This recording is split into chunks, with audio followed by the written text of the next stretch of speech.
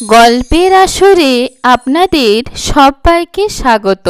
আজ আমি আপনাদের পাঠ করে শোনাচ্ছি আশাপূর্ণা দেবীর লেখা গল্প অর্থহীন। আজকের গল্প অর্থহীন।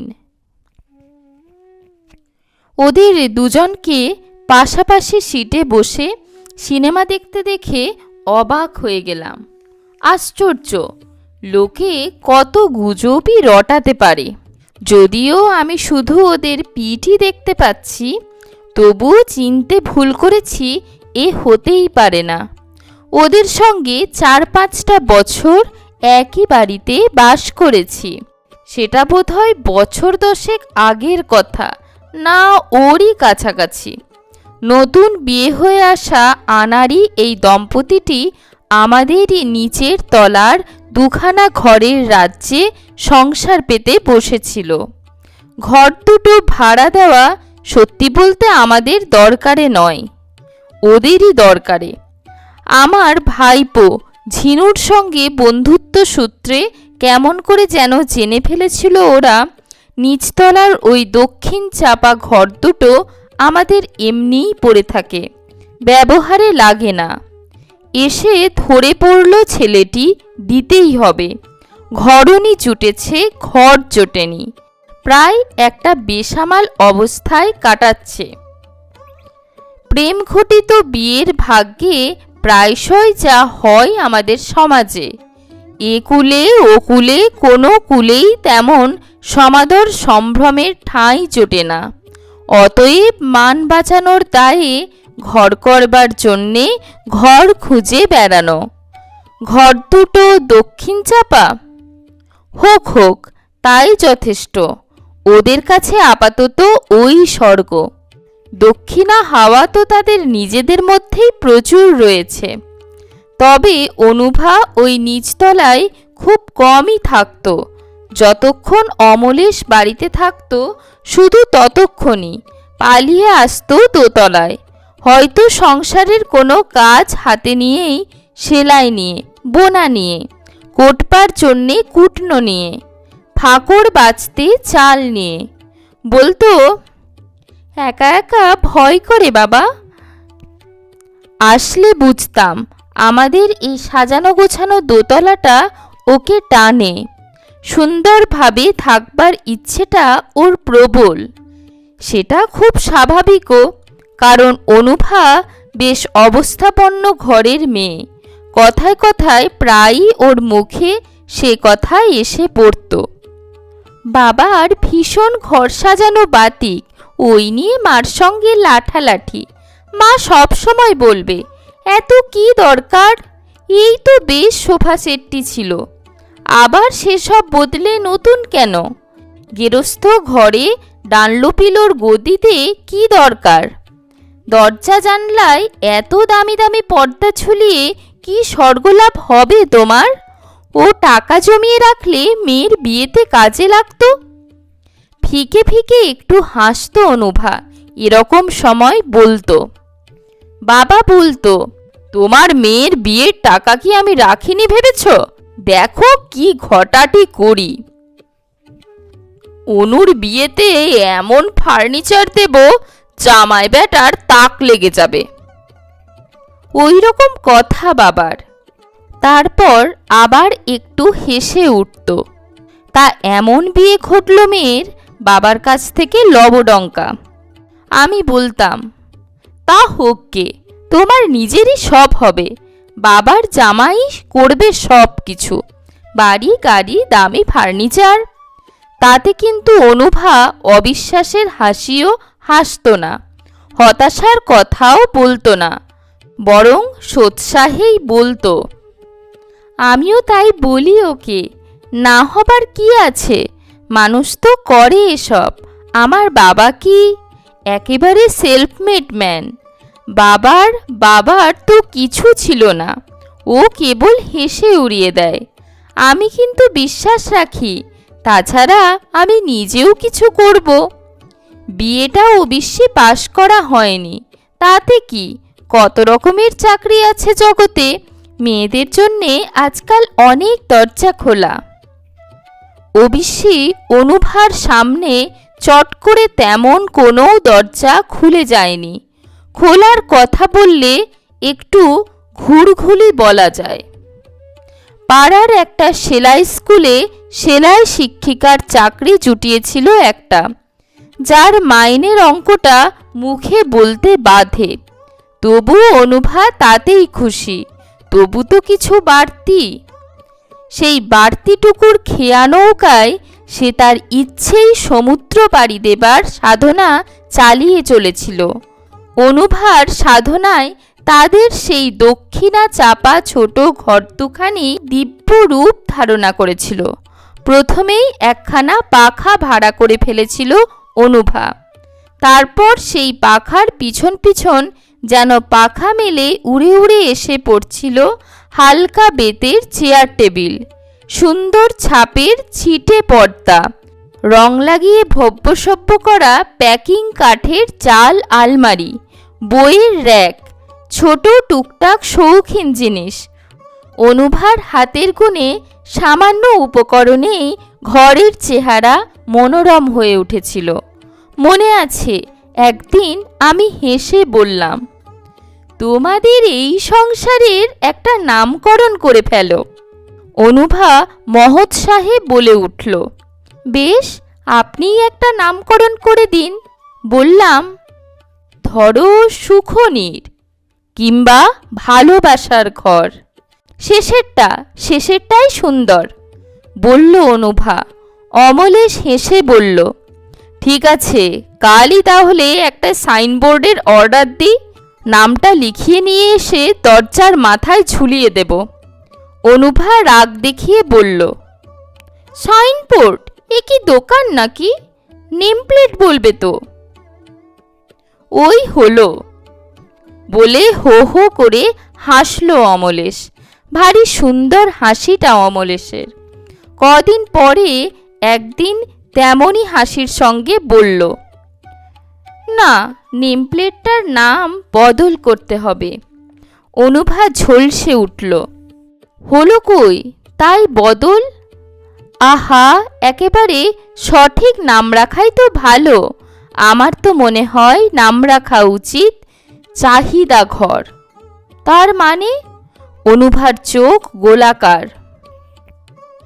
মানে খুব সোজা, এ ঘরের চাহিদা তো ফুরোতে দেখছি না, একটা মিটলেই আর একটা কিছুর বায়না।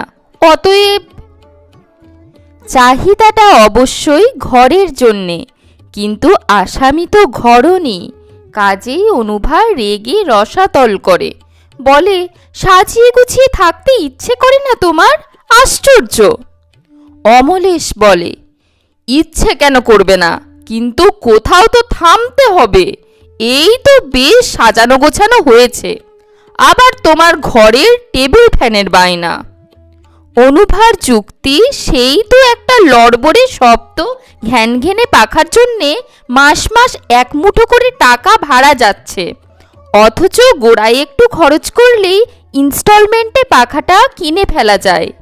যুক্তিটা ফেলনা নয়, কিন্তু অমলেশ বলে, অবিরত যদি চাহিদার তালিকা বাড়াতে থাকো তুমি, আর তার পিছনে সর্বশক্তি নিয়োগ করতে থাকো, তো সুখনীরটা আর হলো কখন? তাহলে বলো কর্মক্ষেত্র অথবা রণক্ষেত্র, আমার ওতেই সুখ, বলে শেষ রায় দেয় অনুভা।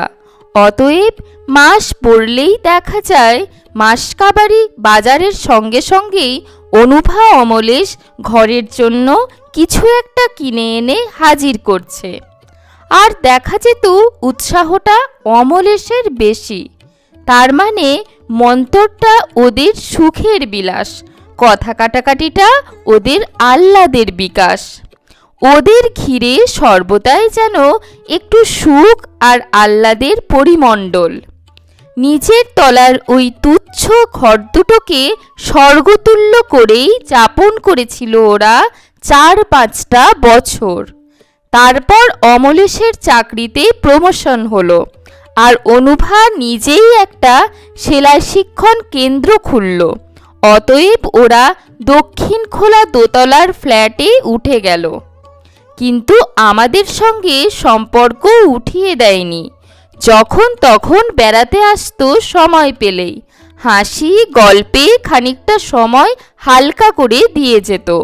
আমিও গিয়েছি মাঝে মাঝে, দেখেছি আরও কত কি করেছে অনুভা। ওদের ফ্রিজ হয়েছে, গোদরেজের আলমারি হয়েছে, জোড়া খাট হয়েছে, গ্যাসের স্টোভ, প্রেসার কুকার। অমলেশ বলতো, অনু ওর বাবার অপরাধীর জরিমানা দিচ্ছে, বুঝলেন? ওর বাবার জামাইকে যা যা দেওয়া উচিত ছিল ও তার সবই প্রায় দিয়ে চলেছে আমায়। অনুভা বলতো, আহারে, আমি যেন সবই নিজের টাকা থেকে করেছি, দুজনের আয় থেকে গুছিয়ে সংসার চালিয়ে বাঁচিয়ে বাঁচিয়ে করেছি। আমি বলতাম, সেটাও তোমারই দেওয়া, গুছিয়ে সংসার করে টাকা বাঁচানো কি সোজা ক্রেডিট? অনুভা হাসতো, সাফল্যের হাসি। মনে হতো এবার ওদের সংসারের নামকরণ করা যায় সুখনীর। কিন্তু অনুভার ওই সাফল্যের আর সুখের অন্তরালে যে আরেকটি পিপাসা, আরেকটি শূন্যতা জন্ম নিয়েছিল, সেটাও টের পাচ্ছিলাম। এতদিন বিয়ে হয়েছে অনুভার, সে মা হয়নি। হঠাৎ একদিন বলে বসলো, এত সব করে আর কি বা লাভ হলো, মানে হয় না। আমি বুঝতে পারলেও সেদিকে না গিয়ে হালকা গলায় বললাম, কেন, আবার কিসের চাহিদা তোমার চাহিদা ঘরের? অমলে স্ত্রীর দিকে একটু কৌতুক কটাক্ষ করে বলল, এখন চাহিদা দোলনা খাটের আর প্যারাম্বুলেটরের। অনুভা রাগ করে ঘর থেকে বেরিয়ে গেল। তারপর আমাকে দীর্ঘদিনের জন্যে চলে যেতে হলো রাজস্থানে। নানা জায়গায় ঘুরে ঘুরে বেরিয়েছি, সম্প্রতি আবার ফিরেছি।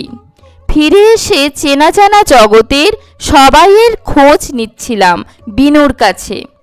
অনুভা অমলেশের খবর জিজ্ঞেস করতেই পাঁজিটা কিনা বলে দিল, ওদের কথা জিজ্ঞেস করো না, নাম করতে ইচ্ছে করে না ওদের।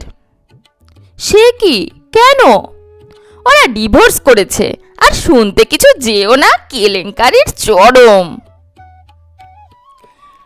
বিশ্বাস করতে সময় লেগেছিল, কিন্তু বিনু খামোকা কেন বাজে কথা বলতে যাবে, এই ভেবেই শেষ অবধি বিশ্বাস করতে বাধ্য হলাম। ভাবলাম জগতে কি না ঘটতে পারে, কিন্তু এখন দেখছি বাজে কথাই বলেছে বিনু। হয়তো নিজেই যোগাযোগ আর রাখতে পারে না, কোথাকার কোন শোনা কথায় উদর বোঝা বুধোর ঘাড়ে চাপিয়েছে।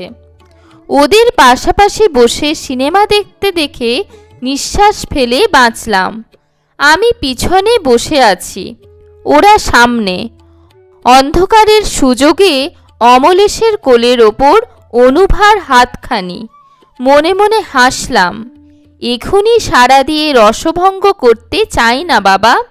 তাছাড়া সাড়া দেওয়া মানেই অন্তত দুটো চারটে কথা কওয়া তো। পার্শ্ববর্তীরা বিরক্তি প্রকাশ করবেন। সিনেমা হলটা যে কথা বলার জায়গা নয়, এইটি বোঝাতে 100টি কথা বলবেন, তীক্ষ্ণ মন্তব্য করবেন। অতএব ছবি শেষ হওয়া পর্যন্ত চুপচাপ থাকাই ভালো। হল থেকে বেরিয়ে কথা হবে। যথাসময়ে ছবি শেষ হলো। জনগণমন ও সমাধা হলো। হল থেকে বেরোবার সময় ঠিক নজর রেখেছি। সিঁড়িতেই নেমেই ডেকে উঠলাম, অনুভা। অনুভা চমকে এদিক ওদিক তাকিয়ে দেখল, আবার ডাকলাম। হঠাৎ দেখি অনুভা আর কোনো দিকে না তাকিয়ে তাড়াতাড়ি এগোচ্ছে। ব্যাপার কি? অনুভা ঠিক বুঝতে পারেনি ডাকটা পিছন থেকে আসছে। সামনের দিক ভেবে সামনেই এগোচ্ছে। অগত্যা আমাকেও দ্রুত এগোতে হলো এবং ধরেও ফেললাম। হেসে বললাম, ডাকটা কোন দিক থেকে এলো বুঝতে পারোনি বুঝি? অনুভার মুখে আমার উৎফুল্ল হাসির প্রতিবিম্ব দেখতে পেলাম না। একটু ফিকে হাসি হেসে বলল, বুঝতে পেরেছিলাম। অনুভার মুখটা শুকনো, রংটা মলিন, চোখ দুটো নিষ্প্রভ। কোনো শোকের ব্যাপার ট্যাপার নয় তো? বেচারির বাবা কি মা হয়তো। বললাম, কোথায় আছো এখন? সেই ফ্ল্যাটটাতেই, না আবার বাসা বদল? অনুভা একটু ইতস্তত করে বলল, না, সেখানেই আছি। তবে চলো পৌঁছে দিই, উঠে এসো আমার গাড়িতে, যেতে যেতে গল্প হবে। কতদিন পরে কলকাতায় ফিরলাম। কই অমলেশ কই? কোন দিক দিয়ে বেরোলো? দেখো দেখো, আবার না ট্যাক্সি ধরতে ছোটে।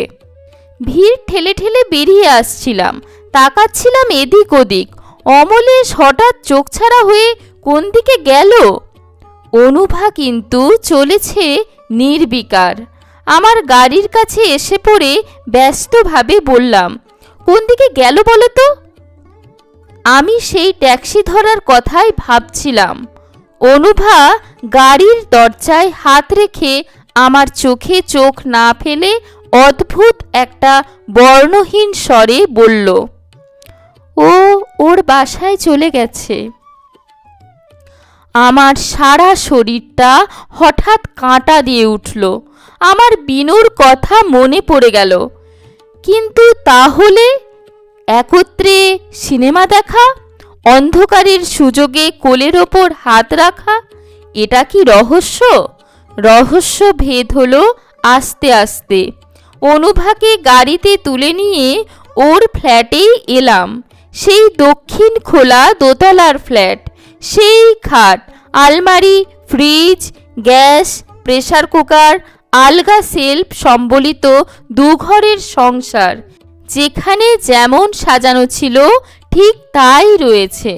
শুধু সব কিছুর ওপর ধুলো, শুধু পর্দা, কুশান, বেড কভার ময়লা ময়লা। শুধু সংসারে দুজনের মধ্যে একজন মাত্র। হ্যাঁ, বিনুদার কথাই ঠিক, বলল অনুভা। আমরা আর এক নেই, রুদ্ধশ্বাসে বলি। কিন্তু এটা কি করে সম্ভব হলো অনুভা? অনুভা আস্তে বলল, আমিও এখন তাই ভাবি, কি করে সম্ভব হলো, অথচ হয়েও গেল। কারণ ছিল না, কারণ সৃষ্টি করা হলো। অনুভা কেমন একরকম হেসে বলল, আইনও যেমন আছে তেমনি আইনের ফাঁকও আছে। ইচ্ছে করে চেষ্টা করে ও দোষী সাজল, অথচ। অনুভা মাথা হেঁট করে বলল, সব দোষ আমারই। হঠাৎ একটা নিস্তব্ধতা নেমে এলো। আমিও চুপ, অনুভাও চুপ। কিছুক্ষণ পরে অনুভায় আবার কথা বলল, ভূতে পাওয়া। কথাটা হাসির বলেই জানতাম। দেখলাম কথাটা হেসে ওড়াবার নয়, নিজের জীবনেই দেখলাম ভূতেই পেয়েছিল আমায়। এখন ভাবি কি নির্লজ্জতাই করেছি। অথচ তখন মনে হয়েছিল বাচ্চা কাচ্চাহীন সংসার একেবারে অর্থহীন। আমার মনে হয়েছিল এই না হওয়াটার জন্যে ওই দায়ী। ওর ত্রুটির জন্যে আমার জীবনের সম্পূর্ণতা এলো না। অন্ধের মতো ওই ভাবনাটার মধ্যেই নিজেকে একেবারে সমর্পণ করে বসলাম। আর কি যে এক নিষ্ঠুরতায় পেয়ে বসলো আমায়। উঠতে বসতে অভিযোগ, অসন্তোষ শুরু করে দিলাম। তারপর অনুভা ম্লান হাসির সঙ্গে বলল, আপনি হয়তো আমাকে খুবই নির্লজ্জ ভাবছেন, আর সত্যি তো তাই। নির্লজ্জ না হলে ডাক্তারের কাছে ছোটাছুটি করি? ও কেবলই বলেছে, ঈশ্বর আমাদের যা দেননি তাই নিয়ে এত অশান্তি পাও কেন? যা দিয়েছেন সেটাই কি কম? আমাদের দুজনকে তো দিয়েছেন, দুজনের জন্য। কিন্তু আমার তখন ওই কথাগুলো খুব ছেঁদো মনে হতো। রাগ করে বলতাম, নিজের ত্রুটি ঈশ্বরের ওপর চাপালে অনেক সুবিধে। বেশ প্রমাণিত হোক ঈশ্বর আমাকেই দেননি। তোমার তো চাহিদা নেই, আমারই চাহিদা, অতএব জানা দরকার। আমি ওর সিঁদুরবিহীন স্মৃতি সম্বলিত হেঁট করা মাথাটার দিকে তাকিয়ে বললাম, থাক অনুভা, তোমার বলতে কষ্ট হচ্ছে। সিঁদুর পরাটা অনুভার একটা আর্ট ছিল, খুব সরু অথচ অনেকটা টানা, কপালের উপর থেকে একেবারে প্রায় মাথার পিছন পর্যন্ত, যেন সিঁথিটাই প্রায় অস্পষ্ট। অনুভা আবার কুমারী জীবনে ফিরে গেছে। অনুভা আসতে বলল, প্রকৃত কথাটা কাউকে বলতে না পারা আরও কষ্ট। নিজের অপরাধের ভার বহে বহে থামলো একটু, তারপর আবার বলতে লাগলো, সে যাক, ডাক্তারের কাছে যাওয়া হলো। ডাক্তার বলল, ত্রুটি আমারই মধ্যে, মা হওয়ার যোগ্যতা আমার মধ্যে নেই।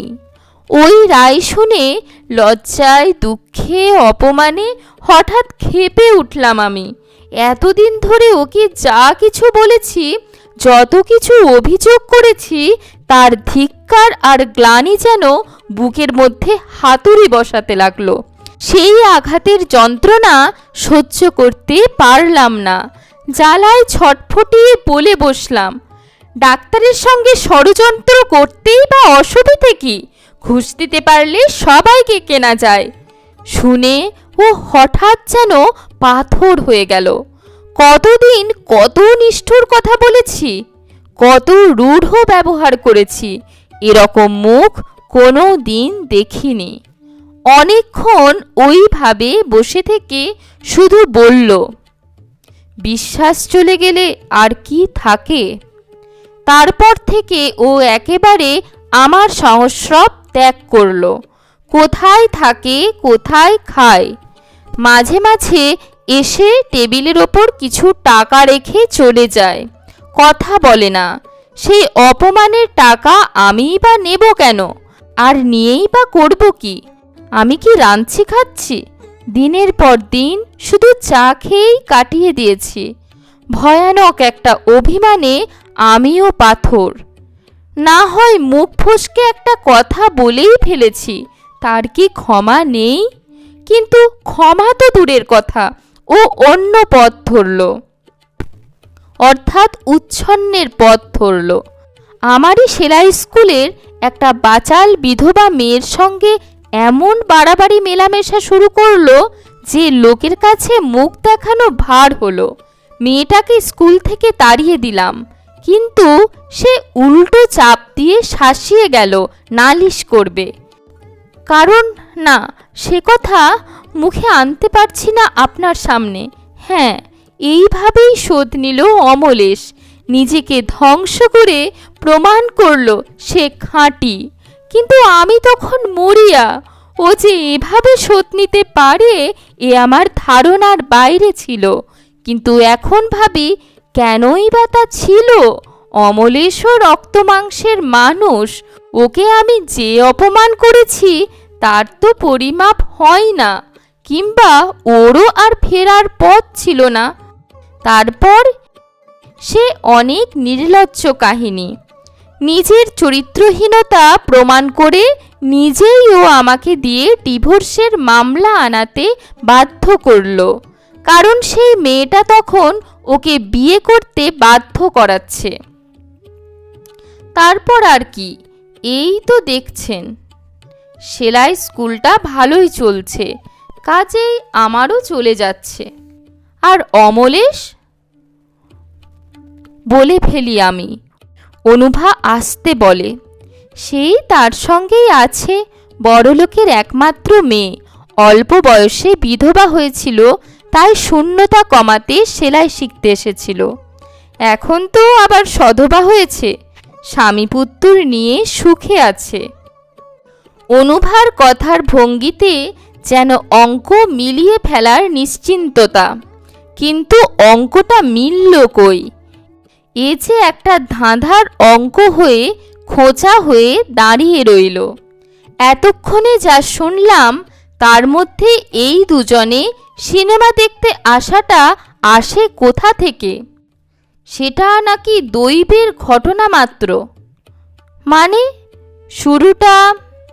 থেমে থেমে আস্তে আস্তে অনুভা যা বলল তার সারমর্ম, একা বাড়িতে সন্ধেবেলাটা অসহ্য লাগে বলে মাঝে মাঝেই সিনেমায় চলে আসতো অনুভা। হঠাৎ একদিন দেখতে পেল পাশের সিটের লোকটা অমলেশ। বুঝতে পেরে ছুটে পালিয়ে যেতে চেয়েছিল অনুভা। তারপরেই ভাবল, কেন যাব? ওকে তো তাহলে অনেকটা মূল্য দেওয়া হয়। চেপে বসে থাকবো শেষ পর্যন্ত, দেখি ও কি করে। কিছুই করেনি অমলেশ। বুঝতে পেরেছে, এমনও বোঝা যায়নি। শুধু উঠে দাঁড়িয়ে পড়ার আগে একটু আস্তে আস্তে করে বলেছিল, কত আজে বাজে লোকই তো পাশে বসে। অনুভা কিছু বলতে পারেনি। ঠিক সেই সময়েই অনুভার গলাটা কেমন বুঝে গিয়েছিল। বাড়ি ফিরে অনুভা ঠিক করলো আর কোনো দিন সিনেমা যাবে না। কিন্তু কদিন পরেই ডাকের খামে এক লাইন চিঠির সঙ্গে মেট্রোর টিকিট একখানা, বেশ দামি সিটের। চিঠিটাই লেখা, খুব কি অসম্ভব, ক্ষতি কি?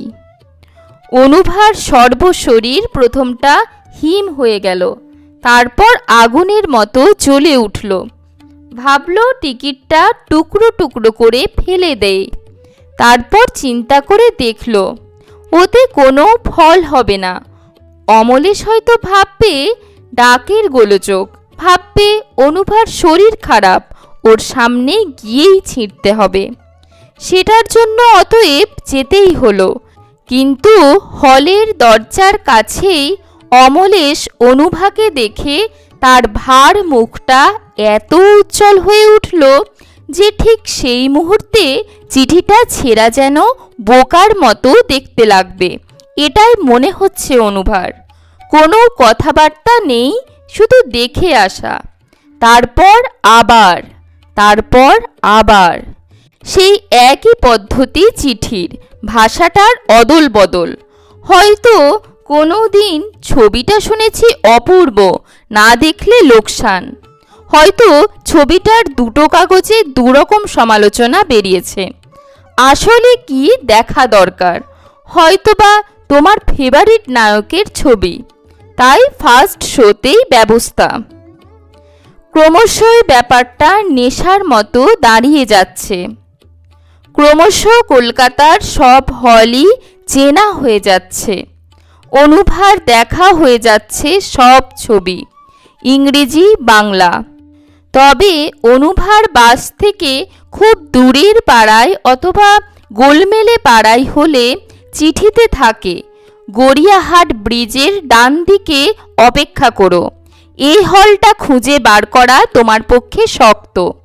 গড়িয়াহাট ব্রিজটা অনুভাদের বাসার নিতান্ত নিকটে।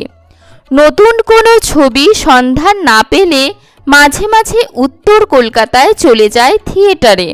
ওই অঞ্চলে চেনা জানা কেউ তেমন নেই বলে বেশ নিশ্চিন্তেই বসে, দামি সিটে বসে।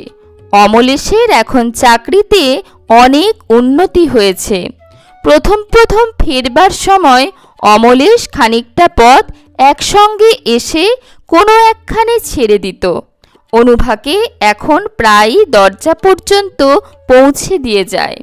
অবশ্য বাড়ির মধ্যে ঢোকে না কোনো দিন। এখন অমলেশ কোম্পানি থেকে একটা ছোট গাড়ি পেয়েছে নিজেদের ব্যবহারের জন্য। অফিস ফেরত নিজস্ব জগতের পর্ব সেরে রাত করে বাড়ি ফেরায় ওর রীতি।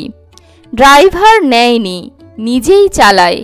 অতএব ওর গতিবিধির খবর ওর নিজেরই হাতে। কিন্তু আজ আপনাকে দেখে তাড়াতাড়ি পালালো, একটু হাসির মতো করে বলল অনুভা। যেন কোনো ছোট ছেলের দুষ্টুমির কথা বলল কৌতুকের ভঙ্গিতে। আমি ওর মুখটা কিন্তু দেখতে পাচ্ছিলাম না। ওর ঘাড়টা জানলার দিকে ঘোরানো ছিল। আমি ওর সেই অলংকারবিহীন ঘড়িটার দিকে তাকিয়ে আস্তে আস্তে বললাম, কিন্তু এখন আর এর মূল্য বা কি, মানেই বা কি? অনুভা হঠাৎ খুব হালকা গলায় বলে উঠল, মানেও কিছু নেই, মূল্যও কিছু নেই এখন।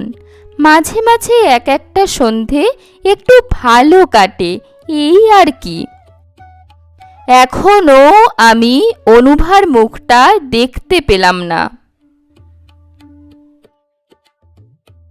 অর্থহীন গল্পটি এখানেই শেষ হচ্ছে। আশা করছি আপনাদের গল্পপাঠ ভালো লেগেছে। গল্পপাঠ ভালো লাগলে লাইক করবেন, আপনাদের পরিচিত গল্প প্রেমীদের সাথে শেয়ার করবেন, আর অবশ্যই চ্যানেলটি সাবস্ক্রাইব করে বেল আইকনটি প্রেস করে দেবেন এই ধরনের আরও অনেক গল্প শোনার জন্য। ধন্যবাদ।